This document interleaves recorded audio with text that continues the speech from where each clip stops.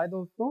पिछले कुछ वीडियोस के अंदर हम लोग स्पेस हार्मोनिक्स के बारे में बात कर रहे थे, जिसमें कि मैंने आपको स्पेस हार्मोनिक सिंक्रोनस मशीन के अंदर बताया और स्पेस हार्मोनिक इंडक्शन मशीन के अंदर बताया, जिसमें हमने डिफरेंस मेजरली ये देखा कि सिंक्रोनस मशीन में स्पेस हार्मोनिक रोटर की वजह से आते हैं और इंडक्शन मशीन में स्टेटर की वजह से। सिंक्रोनस मशीन में सभी स्पेस हार्मोनिक्स ns स्पीड से घूमते हैं। इंडक्शन मशीन में ट्रिप्लन हार्मोनिक्स का कोई कंट्रीब्यूशन नहीं होता और फिफ्थ और सेवेंथ हार्मोनिक की वजह से स्पीड बनती है ns divided by order of harmonic. Synchronous machine के अंदर जो भी स्पेस हार्मोनिक रोटर के फ्लक्स में होते हैं, they give rise to time harmonics in the induced EMF on the stator. ठीक है, ये सारी बातें हमने कवर की हैं अभी तक। अब जैसा मैंने आपको प्रॉमिस किया था, अब हम नेक्स्ट वीडियो के अंदर क्या बात करेंगे? आज हम बात करेंगे अगले टाइप ऑफ हार्मोनिक्स की। Those are called as time harmonics.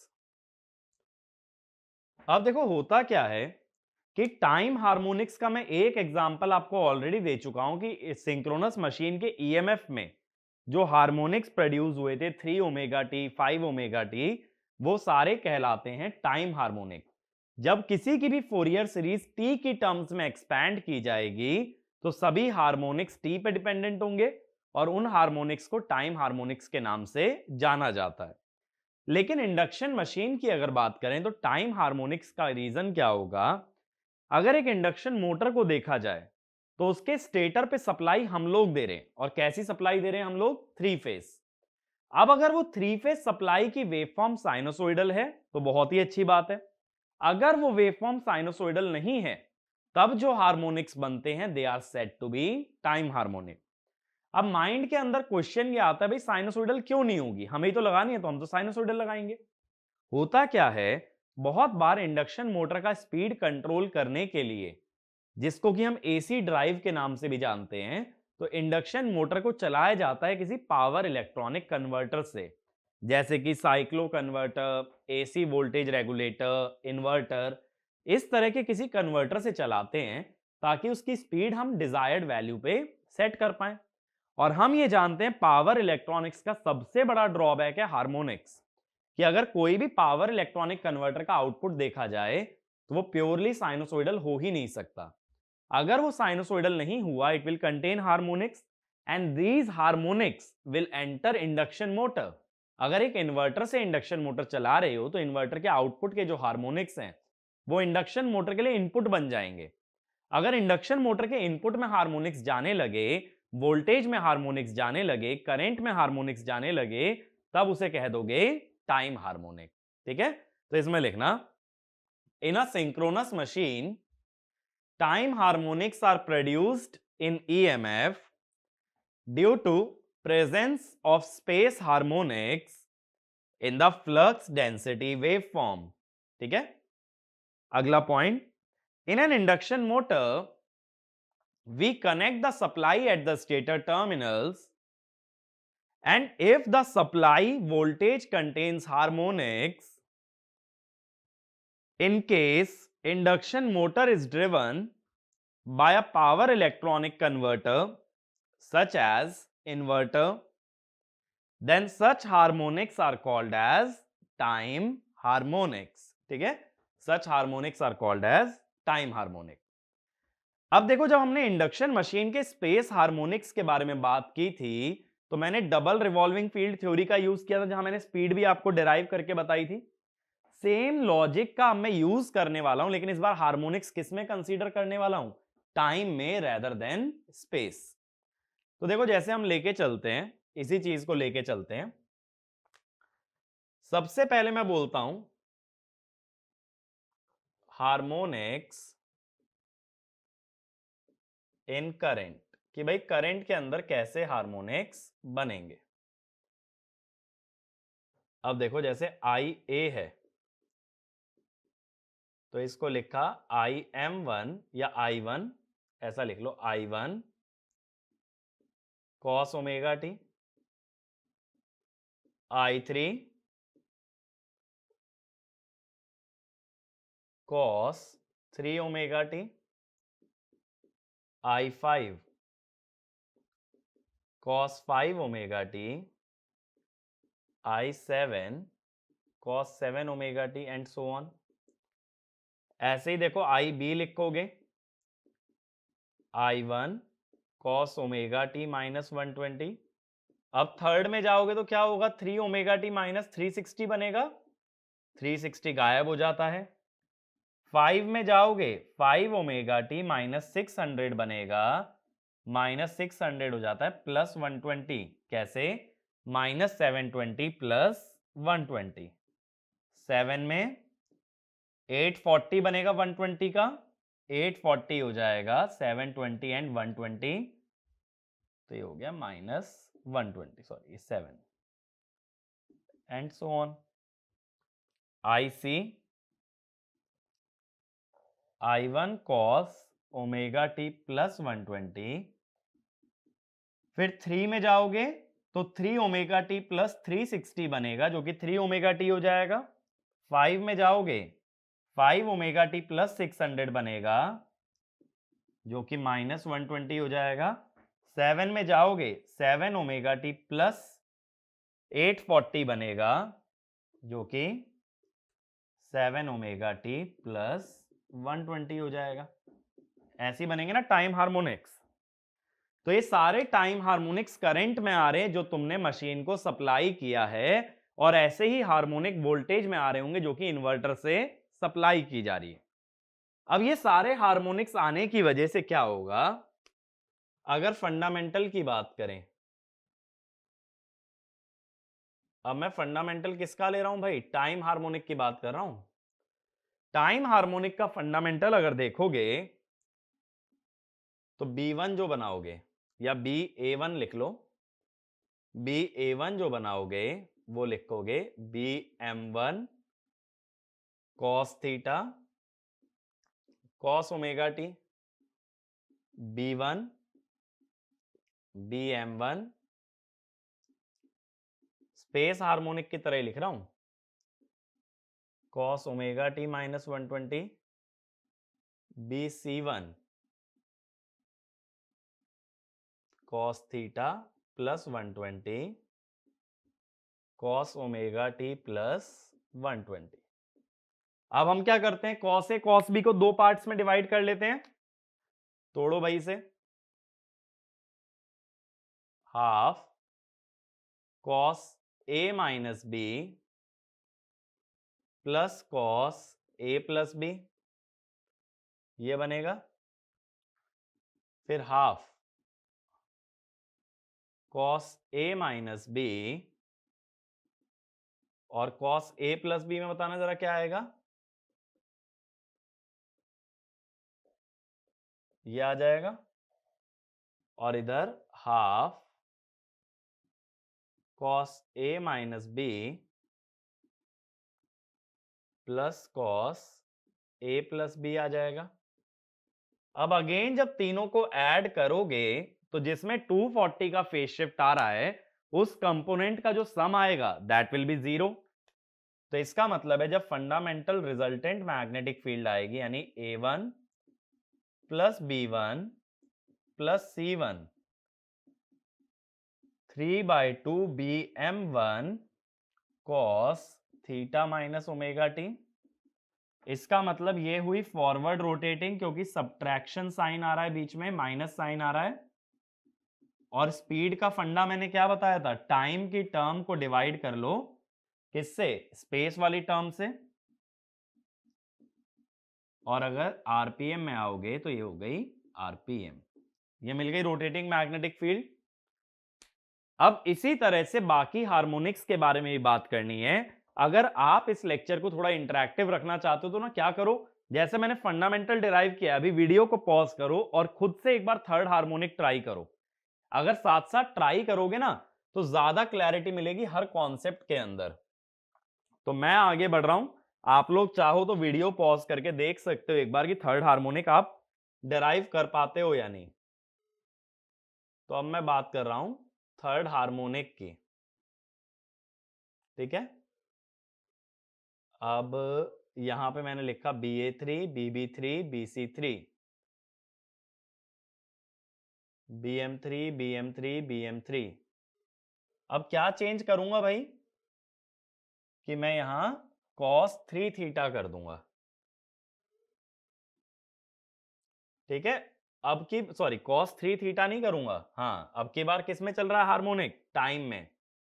तो cos तो सेम रखो, ये थीटा वाला पार्ट, अब की बार चेंज किस में करो, टाइम में, cos 3 ओमेगा टी और cos 3 ओमेगा टी, ठीक है। अब क्या करो, देखो सिंपली अगर तुम्हें थर्ड हार्मोनिक का रिजल्टेंट चाहिए तो तीनों थर्ड हार्मोनिक्स को ऐड कर लो, सिंपल सी बात है भाई। अब छोटी सी बात सोचो, तीनों को जब ऐड करोगे तो ये टाइम वाला टर्म तो कॉमन निकल जाएगा, cos 3 ओमेगा टी।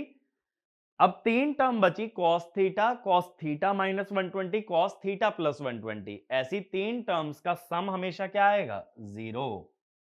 यानी थर्ड टाइम हार्मोनिक भी कोई रोटेटिंग मैग्नेटिक फील्ड नहीं बना पाता। जैसे इंडक्शन मशीन में थर्ड स्पेस हार्मोनिक कोई रोटेटिंग मैग्नेटिक फील्ड नहीं बनाता, ऐसे ही थर्ड टाइम हार्मोनिक भी कोई रोटेटिंग मैग्नेटिक फील्ड नहीं बनाएगा। बात यहां तक क्लियर हुई, ठीक है।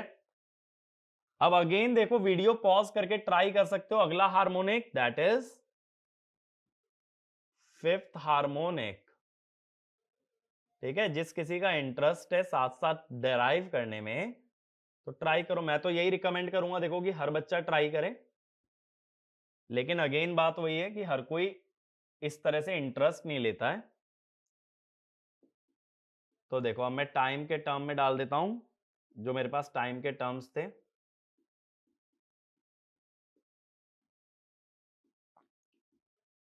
ठीक है, अब वापस से क्या करोगे,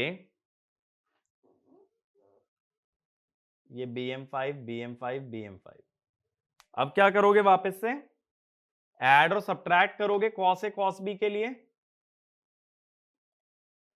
तो half cos A minus B, अब बताओ A माइनस बी क्या बना, theta minus 5 omega T, plus cos A plus B. ऐसे ही अगला BM5/2 cos A minus B, क्या बनेगा A माइनस बी भाई, theta minus 5 omega T minus 240, plus cos A plus B. ऐसे ही तीसरा BM5/2 cos A minus B,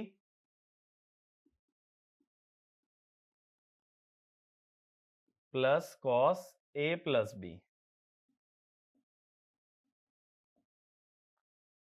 अब देखो ये चीज यहां पे समझ आ रही होगी कि जब तीनों का सम करोगे, इस बार 240 वाला फैक्टर किस में दिख रहा है भाई, थीटा माइनस ओमेगा टी वाली टर्म में दिख रहा है ना। तो थीटा माइनस 5 ओमेगा टी वाली टर्म का जो सम आएगा वो 0 आ जाएगा, और थीटा प्लस 5 ओमेगा टी वाली टर्म रिमेनिंग रह जाएगी, cos theta plus 5 omega t. अब स्पेस और टाइम के बीच में माइनस साइन आने का मतलब क्या है, दिस इज बैकवर्ड रोटेटिंग, उल्टी डायरेक्शन में घूमेगा। अब जरा बताना स्पीड क्या होगी, स्पीड होती है टाइम का कोएफिशिएंट अपॉन स्पेस का कोएफिशिएंट इक्वल टू 5 ओमेगा, और ओमेगा की जगह ns लिख दो तो आरपीएम में आ गई 5ns, ठीक है। तो जैसे स्पेस हार्मोनिक में ns/5 बन रहा था, टाइम हार्मोनिक में बन रहा है 5 इंटू ns। ऐसे लास्ट हम लोग डिराइव करते हैं सेवेंथ हार्मोनिक, ठीक है। लास्ट हार्मोनिक हमारा रहने वाला है दैट इज सेवेंथ हार्मोनिक।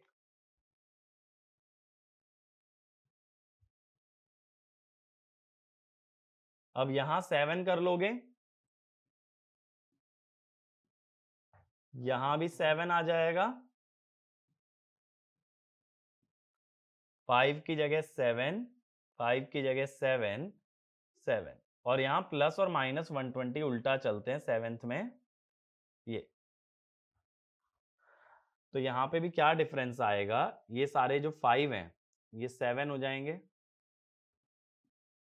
इधर क्या होगा theta plus 7 omega t, theta minus 7 omega t, इधर theta plus 7 omega T plus 240 sorry minus 240 और इधर थीटा माइनस 7 ओमेगा टी, इधर theta plus 7 omega T plus 240 theta minus 7 omega t. अब जब इन तीनों को ऐड करोगे सेवेंथ हार्मोनिक की मैग्नेटिक फील्ड निकालने के लिए, अब हमें दिख रहा है कि थीटा प्लस 7 ओमेगा टी वाली में 240 का टर्म चल रहा है तो वो कट जाएंगी, बचेगी क्या theta minus 7 omega T. Minus की वजह से मैग्नेटिक फील्ड का rotation direction forward, speed 7 omega by 1 यानी 7 ओमेगा यानी कि 7 ns।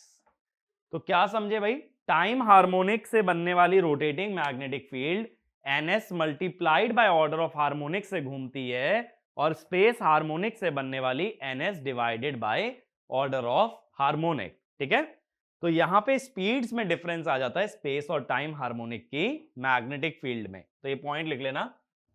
The rotating magnetic field generated by time harmonic in an induction machine rotates at a speed equal to ns into order of harmonic.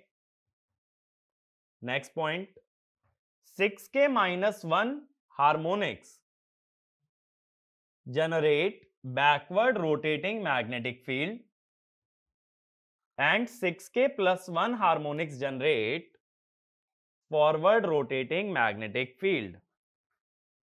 ठीक है, ये बात clear हुई। इस पे अब देखो एक छोटा सा क्वेश्चन लिखो, a 3 phase 8 pole 50 hertz synchronous machine, 3 phase 8 pole 50 hertz synchronous machine has non sinusoidal MMF, determine the speed of seventh harmonic, determine the speed of seventh harmonic in magnetic field। ठीक है, तो एक बार video pause करो और इसको दोबारा try करो एक बार इस क्वेश्चन को, फिर मैं इसका सॉल्यूशन बताता हूं। ठीक है, तो इसका सॉल्यूशन अगर देखें, इसने बोला है कि फ्रीक्वेंसी है 50 हर्ट्ज, पोल्स बताए हैं 8,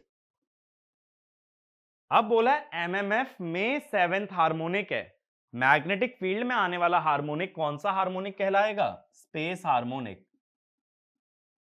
सेवेंथ स्पेस हार्मोनिक। अब इसकी स्पीड क्या होगी, ये ध्यान रखो कि सिंक्रोनस मशीन जब तक है तो सभी हार्मोनिक ns से घूमते हैं। ठीक है, तो ये कितने पे आएगा 750 आरपीएम। इसको 7 से डिवाइड मत कर देना, अगर सिंक्रोनस मशीन है तो all harmonics rotate at the same speed, और यही क्वेश्चन इंडक्शन मशीन में होता तो मैं यहां डिवाइडेड बाय 7 और लिखता, यानी 750 बाय 7 लिखा जाता। ठीक है, ये बात क्लियर हुई। तो टाइम हार्मोनिक स्पेस हार्मोनिक का फंडा क्लियर है। पहचानोगे कैसे, मैग्नेटिक फील्ड का harmonic space harmonic, supply voltage का हार्मोनिक हमेशा टाइम हार्मोनिक। सिंपल सा रिकॉग्नाइज करने का तरीका, इससे ज्यादा टिपिकल कुछ भी नहीं है। आगे चलें, तो देखो दो तरह के हार्मोनिक हमें बढ़िया से क्लियर हो गए, स्पेस हार्मोनिक और टाइम हार्मोनिक। अब मैं अगली बात करता हूं स्लॉट हार्मोनिक या टूथ हार्मोनिक। ये तीसरी तरह का हार्मोनिक है जो कि सिंक्रोनस और इंडक्शन में पाया जाता है। ठीक है, ज्यादातर इसकी बात वैसे इंडक्शन मशीन के अंदर होती है, सिंक्रोनस में इसकी ज्यादा बात नहीं करते हैं, लेकिन एसी मशीन के हार्मोनिक्स हम लोग कलेक्टिवली पढ़ रहे हैं इसलिए सब कुछ कवर कर रहे हैं। अब देखो होता क्या है, स्लॉट और टूथ हार्मोनिक का लॉजिक क्या है कि जब स्टेटर और रोटर में वाइंडिंग रखी जाती है तो वहां स्लॉट्स बनाना जरूरी है, बिना स्लॉट्स बनाए उसके अंदर वाइंडिंग प्लेस नहीं कर पाओगे। स्लॉट्स बना के अगर वाइंडिंग प्लेस करते हो तो जहां कहीं स्लॉट आता है वहां एयर गैप ज्यादा हो जाता है, और जहां कहीं टीथ रहता है या टूथ रहता है वहां एयर गैप कम होता है। यानी एयर गैप का जो वेरिएशन है वो चेंज होता रहता है, एयर गैप की वैल्यू चेंज होती रहती है, स्लॉट में ज्यादा, टूथ में कम। एयर गैप लगातार बदलने से रिलक्टेंस लगातार बदलती है, रिलक्टेंस बदलने से बदल जाता है फ्लक्स और फ्लक्स डेंसिटी। तो ये पॉइंट लिखना, the air gap under a slot is higher as compared to the air gap under a tooth, and due to constantly changing value of air gap, the reluctance varies along the rotor periphery, due to which the waveform of flux or flux density is non-sinusoidal, and due to non-sinusoidal nature of flux density, it contains harmonics called as slot harmonic और tooth harmonic. ठीक है, अब देखो एक example लेते हैं। अगर कोई टीथ और स्लॉट होते ही नहीं, मान लो ये स्टेटर है और मान लो अगर ये हमारा रोटर है। ठीक है, स्टेटर है और एक रोटर है।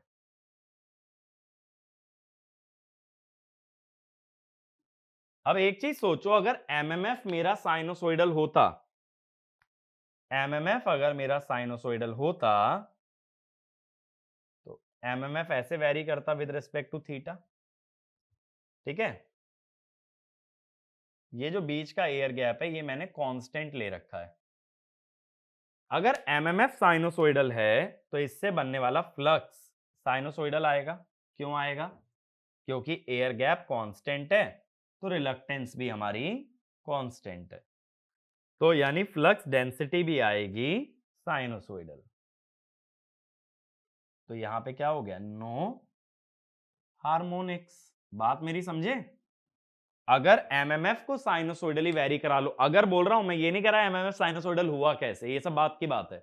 एमएमएफ अगर तुमने साइनोसोइडल बना लिया तो फ्लक्स डेंसिटी ऑटोमेटिकली साइनोसोइडल बन जाएगी due to constant air gap. लेकिन प्रैक्टिकली क्या होगा, किसी एक में स्लॉट्स ले लो, दोनों में लोगे तो कॉम्प्लिकेट हो जाता है एनालिसिस। मान लो स्टेटर में ना लेके मैंने रोटर में ले लिए सपोज,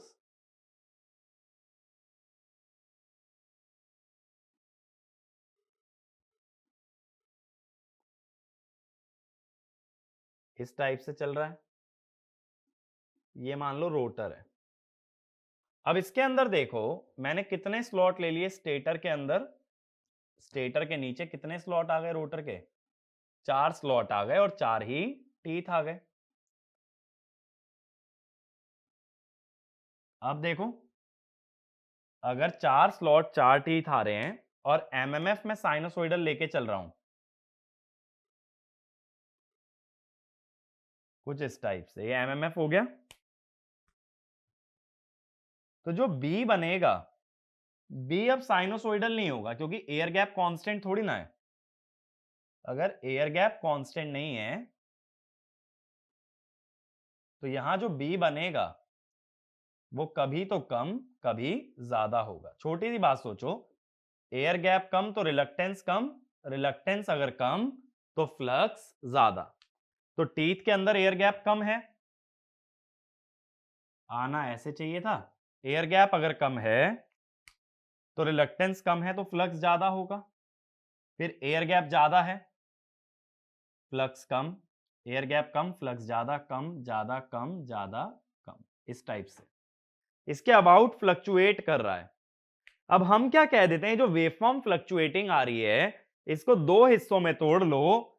एक तो जो इसके अंदर साइन का कर्व मैंने रेड में दिखाया है, और एक उसके अराउंड जो हार्मोनिक है। तो अगर इसके अंदर से साइन का ग्राफ हटा दोगे तो हार्मोनिक का जो ग्राफ देखने मिलता है वो ग्राफ कैसा होता है, ये चीज पे ध्यान देना। वो ग्राफ कैसा देखने मिलता है,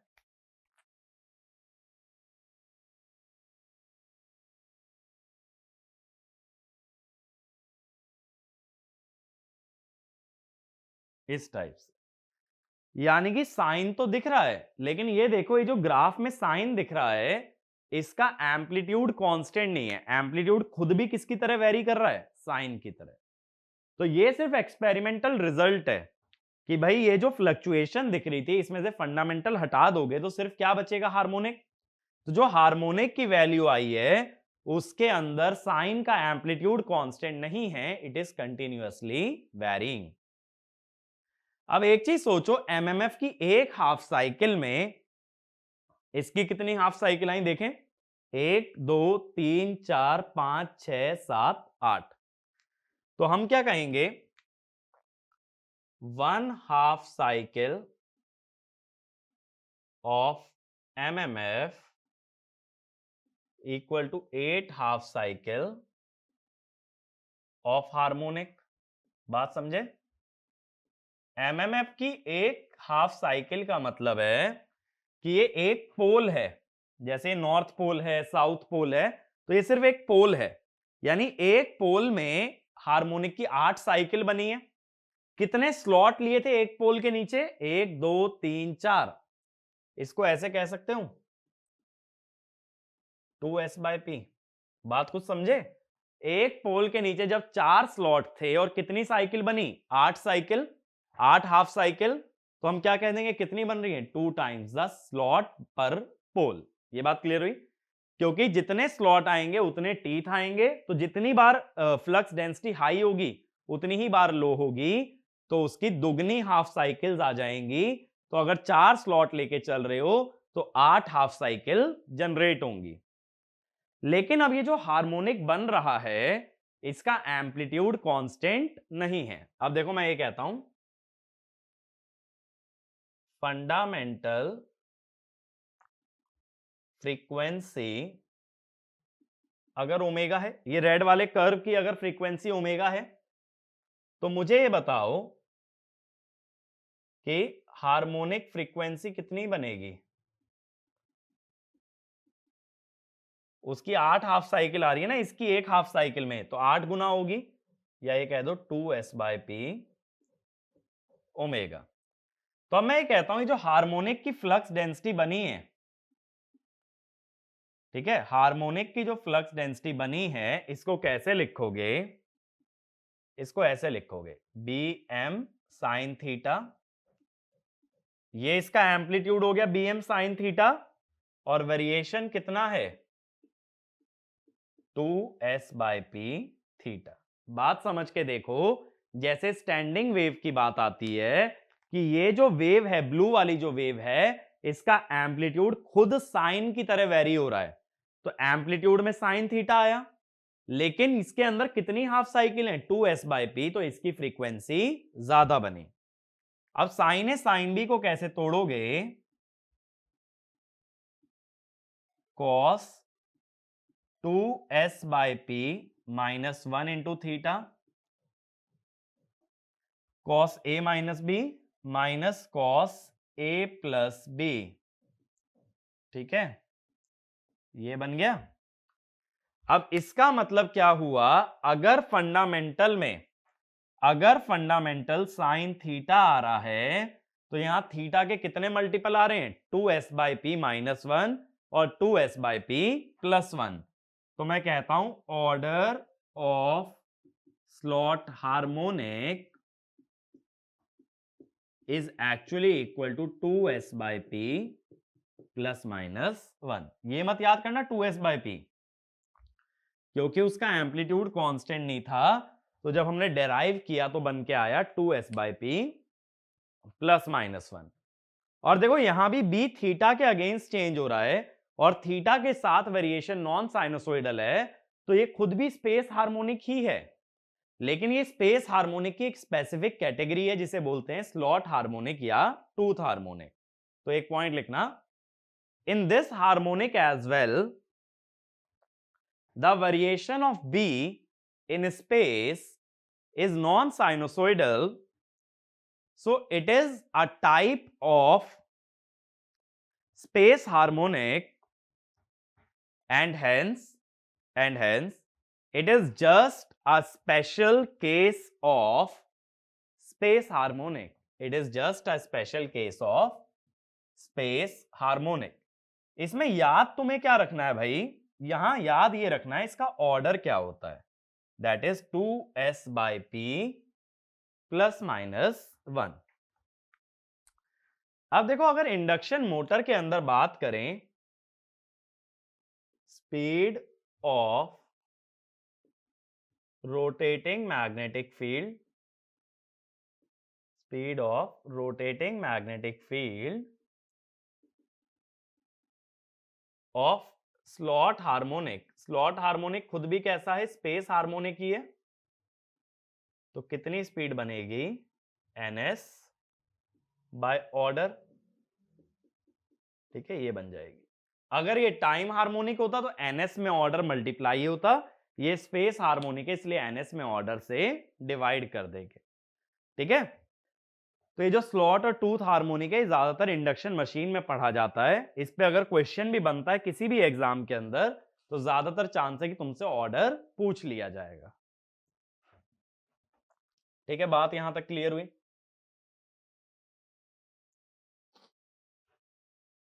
अब देखो हमें क्या पता चला, इंडक्शन मशीन में कई तरह के हार्मोनिक होते हैं, स्पेस हार्मोनिक, टाइम हार्मोनिक और स्लॉट हार्मोनिक। ऐसे ही सिंक्रोनस मशीन के अंदर भी हार्मोनिक्स होते हैं, मेनली स्पेस हार्मोनिक जिनसे बनते हैं टाइम हार्मोनिक।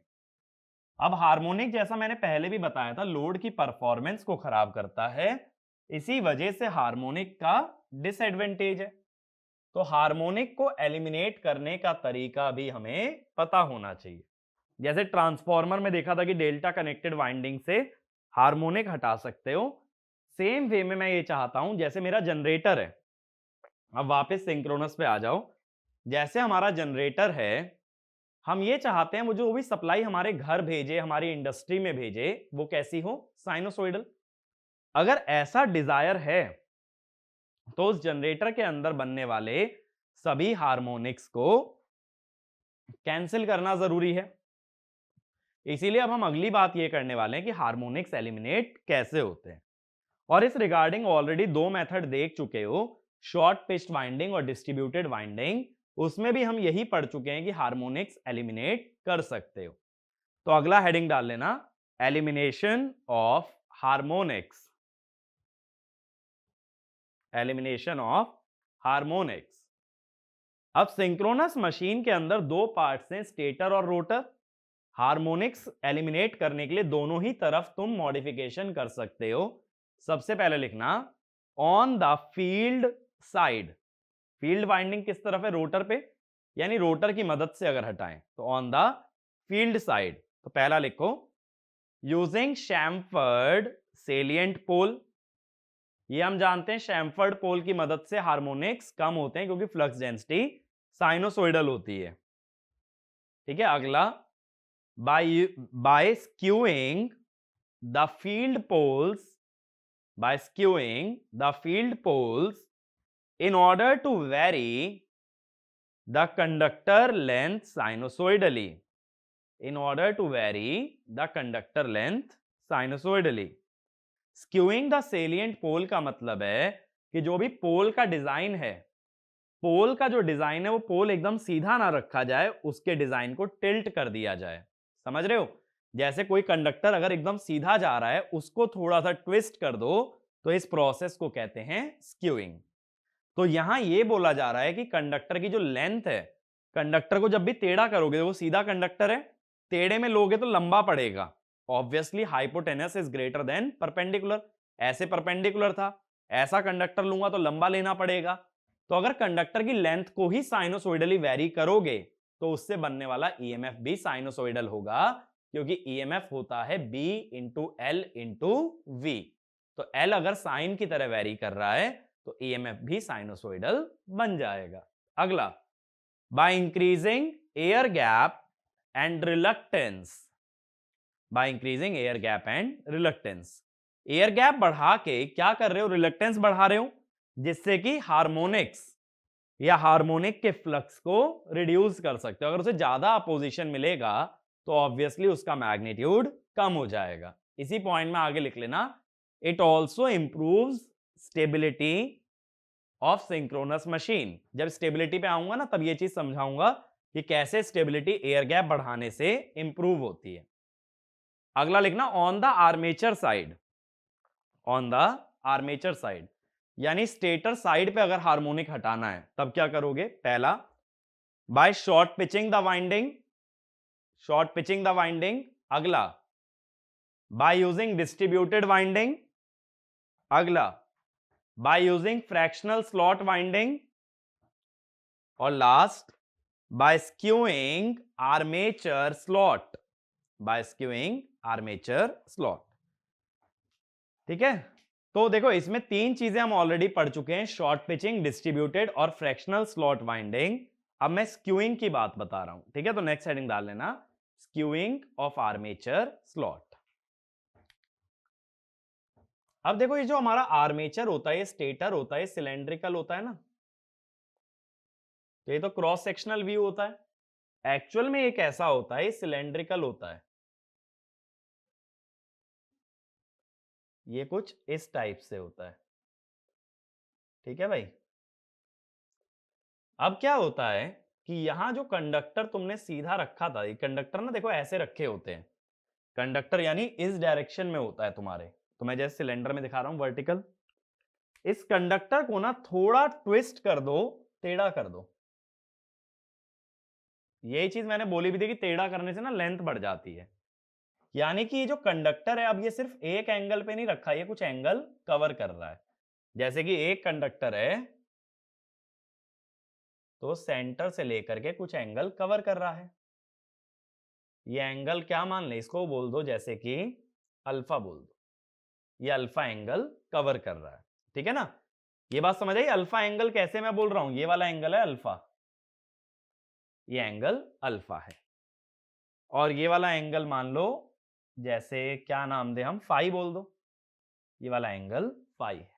ठीक है, अब मुझे ये जानना है कि कितने वैल्यू ऑफ अल्फा पे एक पर्टिकुलर हार्मोनिक रिमूव कर सकते हो। अब किसी भी कंडक्टर में देखो ईएमएफ निकालने का तरीका सिंपल है, it is integral v cross b dot dl। ठीक है, v cross b dot dl करना पड़ता है।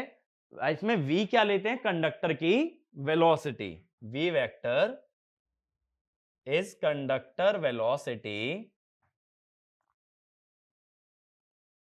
With respect to b। ठीक है, ये डेरिवेशन देखो भाई मैंने खुद की है, इसलिए समझने की कोशिश करना, ये कहीं भी बुक्स के अंदर गिवन नहीं है। अब हम सिंक्रोनस मशीन में ये जानते हैं कि घूमती है मैग्नेटिक फील्ड, कंडक्टर होता है स्टेशनरी। लेकिन ये चीज मैंने पहले भी बोली है कि अगर मैग्नेटिक फील्ड को स्टेशनरी मान लो तो कंडक्टर को रोटेटिंग मान सकते हो अपोजिट डायरेक्शन में। जैसे मान लो मैग्नेटिक फील्ड ऐसे घूम रही है तो कंडक्टर को ऐसे मान लो। अगर कंडक्टर की स्पीड ऐसे आ रही है, ठीक है, कंडक्टर की स्पीड अगर ऐसे आ रही है तो ये किस डायरेक्शन में हो गई, ये टेंजेंशियल डायरेक्शन हो गई, यानी कि ए फाई कैप। और मैग्नेटिक फील्ड जो होती है, जो पोल्स होते हैं, देखो ये जो पोल्स होते हैं, इनकी जो मैग्नेटिक फील्ड होती है वो रेडियल होती है, यानी ये किस डायरेक्शन में होगी, ए रो कैप। तो जब मैं ई कंडक्टर निकालता हूं, देखो v a phi cap cross B a rho cap. Phi cross rho क्या होता है, ईएमटी में पढ़ा जाता है, फाई क्रॉस रो होता है माइनस ए जेड। ठीक है, माइनस ए जेड का मतलब है क्रॉस प्रोडक्ट आ रहा है इस डायरेक्शन में, लेकिन लेंथ जो ली जा रही है वो इस डायरेक्शन में ली जा रही है। तो जब डॉट प्रोडक्ट करोगे, डॉट प्रोडक्ट जब करोगे, इनके बीच का एंगल क्या है, फाई। तो ये हो जाएगा VBDL cos फाई। ठीक है, ये cos फाई हो गया। अब ये B मान लो nth हार्मोनिक है जो कि तुम एलिमिनेट करना चाहते हो। For nth harmonic B equal to BN sine n थीटा। अगर मुझे यह हार्मोनिक एलिमिनेट करना है तो इससे बनने वाला ईएमएफ कितना होना चाहिए हर कंडक्टर में? 0।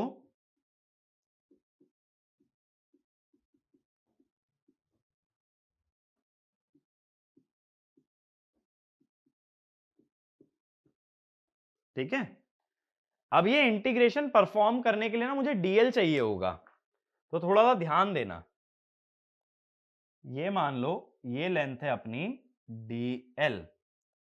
अब डीएल को दो पार्ट्स में तोड़ सकते हो, ये फाई है ना, एक तो वर्टिकल ये है डीएल कॉस फाई, और एक हॉरिजॉन्टल डीएल साइन फाई। ये जो हॉरिजॉन्टल होगा ना, ये यही वाली लेंथ होगी, यानी कौन सी? टेंजेंशियल।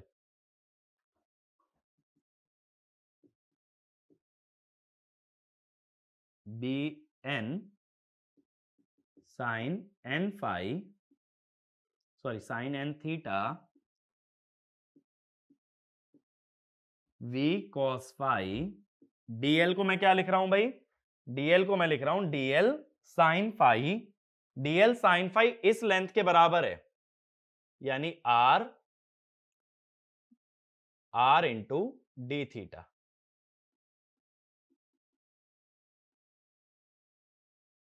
मेरी बात को समझना, ये जो डीएल है इसको वर्टिकली तोड़ा तो डीएल कॉस फाई, हॉरिजॉन्टली तोड़ा तो डीएल साइन फाई। तो डीएल साइन फाई ना यहां पे आ जाएगा, ये वैल्यू होगी DL sine phi. DL sine phi को कैसे लिख सकते हो? अगर ये रेडियस आर है तो ये हो जाएगा आर डी थीटा। तो डीएल को क्या लिख दोगे? R D theta by sine phi. अब थीटा कहां से कहां तक वेरी हो रहा है भाई? जीरो से लेके अल्फा तक, जीरो से लेके अल्फा। अब मैं कहूंगा अगर nth हार्मोनिक एलिमिनेट करना है तो ये इंटीग्रेशन जीरो आना चाहिए। ये इंटीग्रेशन जीरो आना चाहिए अगर हम ऐसा बोलते हैं। ये वाला रब कर दूं ना, अब ये तो चीज क्लियर है। हम बोलते हैं टू एलिमिनेट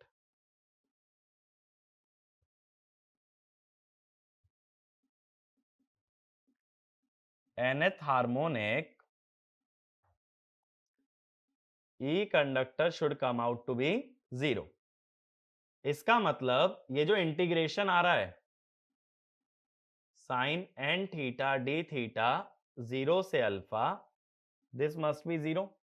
ये जीरो कब होगा? जब साइन के एक पीरियड में इंटीग्रेशन हो, यानी अल्फा कितना लिया जाए? 2 पाई बाय एन। मेरी कुछ बात समझ आई? यानी कि अल्फा कितना हो? 360 डिग्री बाय एन। लेकिन ये इलेक्ट्रिकल में बात चल रही है सारी। इलेक्ट्रिकल में क्यों? क्योंकि बी के अंदर जो एंगल होता है वो हमेशा कौन सा एंगल होता है? वो हमेशा होता है इलेक्ट्रिकल एंगल। इसीलिए यहां बात किसकी चल रही है? इलेक्ट्रिकल एंगल की। तो अगर मैकेनिकल की बात करें, एंगल ऑफ स्क्यूइंग, कितना एंगल स्क्यू करना चाहिए? That is 360 degree by N. Electrical, अगर मैकेनिकल में करोगे 2 बाय पी से डिवाइड करोगे, सॉरी 2 बाय पी से मल्टीप्लाई, मैकेनिकल। ठीक है, तो इतने एंगल से अगर कंडक्टर को टिल्ट कर दिया जाए तो nth हार्मोनिक एलिमिनेट कर सकते हैं। अब देखो, एक शॉर्ट पिचिंग से हटा लो, एक डिस्ट्रीब्यूटेड से, और एक हटा लो तुम स्क्यूइंग से। इस तरह से ओवरऑल 3 हार्मोनिक्स इजीली एलिमिनेट कर सकते हो सिंक्रोनस में, जैसे कि थर्ड, फिफ्थ और सेवेंथ। तो जब मोस्ट डोमिनेंट हार्मोनिक्स ही निकाल दोगे तो बचे हुए हार्मोनिक्स का इफेक्ट ना के बराबर हो जाएगा, जिसकी वजह से वेवफॉर्म ऑलमोस्ट क्या हो जाएगी? साइनोसॉइडल। इस बात का देखो मतलब क्या है कि अगर मान लो ये फंडामेंटल वाली मैग्नेटिक फील्ड है, ये है फंडामेंटल। अब मान लो फिफ्थ हार्मोनिक की बात कर रहे हैं, तो कितने लूप आएंगे? 5। इस तरह से ये क्या हो गया? Fifth harmonic. अब जैसे देखो, मान लो दो ही पोल्स हैं, अगर पोल्स दो ही हैं तो अल्फा एंगल ऑफ स्क्यूइंग कितना बनेगा? यहां से पांचवें हार्मोनिक के लिए 5 इंटू 2 10, तो 72 डिग्री।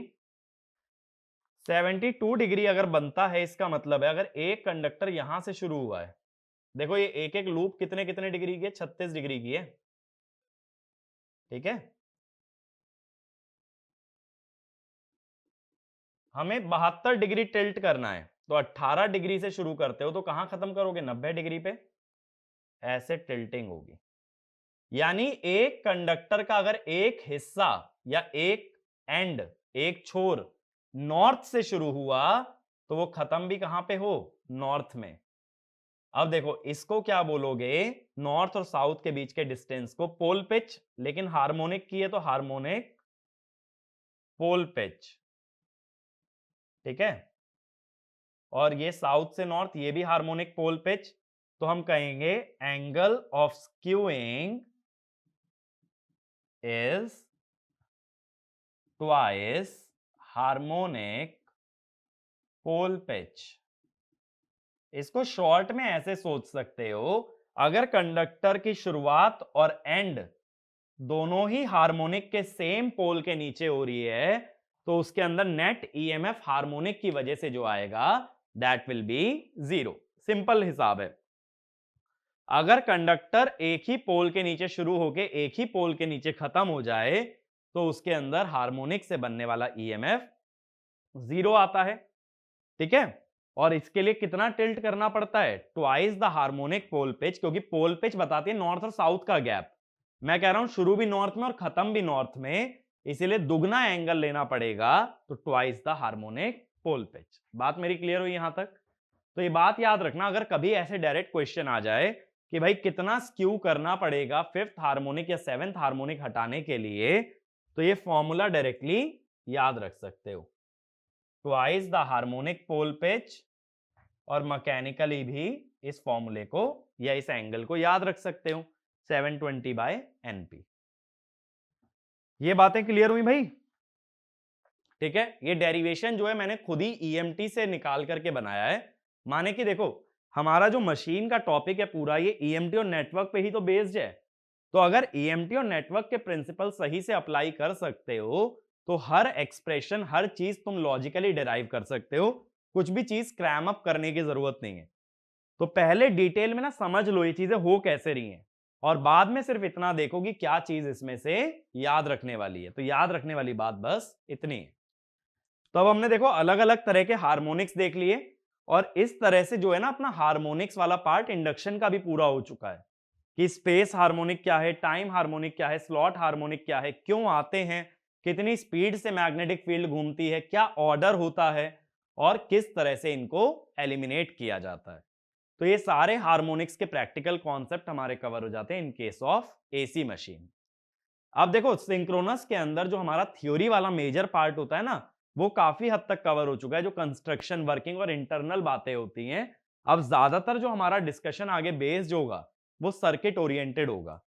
यानी ये कह लो जो ईएमटी बेसिस पे अभी हम बातें कर रहे थे वो हमारी ऑलमोस्ट कवर हो चुकी हैं। अब ज्यादातर बातें हमारी नेटवर्क बेस पे होंगी। हम सर्किट की बात करेंगे, पैरामीटर्स की बात करेंगे, सच एज कि एफिशिएंसी क्या होगी, वोल्टेज रेगुलेशन क्या होगी, ये सब बातें अब आगे आएंगी, और आगे ज्यादा इतना डिटेल में जाने की जरूरत नहीं पड़ेगी, ठीक है। तो ये प्रैक्टिकल कॉन्सेप्ट पे छोटे छोटे जो है ना 1 मार्क क्वेश्चन बन सकते हैं, क्योंकि फॉर्मूला बेस्ड बनेंगे, तो फॉर्मूला तुम्हें क्लियर होना चाहिए। लेकिन सिंस कि किसी इंटरव्यू में जाते हो तो इन कॉन्सेप्ट्स की फील भी होनी चाहिए कि चीज क्या हो रही है, क्यों हो रही है। क्योंकि देखो कोई भी कॉन्सेप्ट मैंने ऐसा नहीं समझाया तुम्हें कि बहुत एडवांस था, बिल्कुल एडवांस चीजें समझ चुके हो, लेकिन कहां तक? उसकी जड़ तक पहुंच चुके हो, जो कि है अपना ईएमटी, इलेक्ट्रिसिटी और मैग्नेटिज्म। उतनी जड़ तक अगर कोई भी चीज समझ लेते हो तो ये गारंटी है, इंटरव्यू ले लो, ठीक है, किसी भी बड़े पीएसयू में बैठ जाओ, किसी भी ईएस के इंटरव्यू में बैठ जाओ, एएस के इंटरव्यू में बैठ जाओ, आपको लॉजिकली कोई नहीं घुमा सकता इवन बड़े से बड़े कॉलेज का आईआईटी का प्रोफेसर भी आपकी नॉलेज से इंप्रेस ही हो जाएगा अगर आपको इतनी चीजें मालूम है। ठीक है, आपको ट्विस्ट कोई नहीं कर सकता। लेकिन अगेन अपना लॉजिकल थिंकिंग थोड़ा सा ऐसा बनाओ कि जो चीज ईएमटी या नेटवर्क के प्रिंसिपल को वॉयलेट कर रही है या तो उसका कोई लॉजिकल एक्सप्लेनेशन हो, otherwise that is not practically possible. ठीक है, तो ये सारी चीजें क्लियर होनी चाहिए। तो आगे की बातें जो हमारे न्यूमेरिकल्स में काम आने वाली हैं वो हम लोग आगे चल के करेंगे। इस लेक्चर को हम लोग यहीं पे वाइंड अप करते हैं। Thank you.